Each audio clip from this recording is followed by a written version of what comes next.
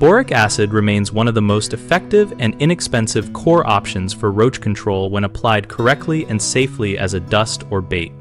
Use a clean, dry application surface and apply a thin, even dust layer under appliances, inside cabinet corners, and along baseboards where roaches travel.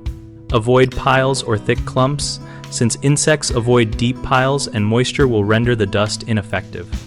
For bait mixes, blend boric acid into a bait matrix such as crushed breadcrumbs, sugar, or a small amount of syrup so the roach eats the bait and carries toxic dust back to harborage sites.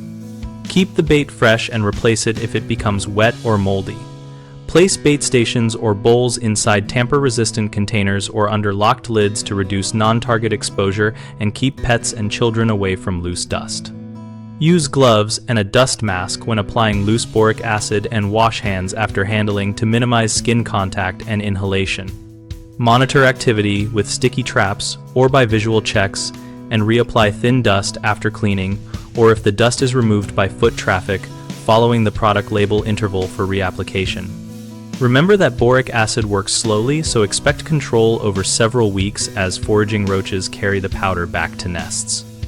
One common mistake is applying too much dust, which creates clumps that roaches avoid, so always apply a barely visible, thin film and brush out any ridges. Another issue is placing boric acid where it will get wet from sinks or leaky pipes, which neutralizes the powder, so move bait and dust to dry locations or fix leaks before treatment.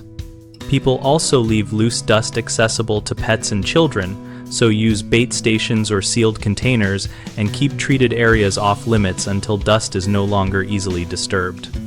We run bighomeprojects.com to help homeowners find trusted local contractors and to help contractors connect with work related to pest control and other home projects. Our site also hosts an active discussion community where we share practical tips, ask questions, and learn from real experiences.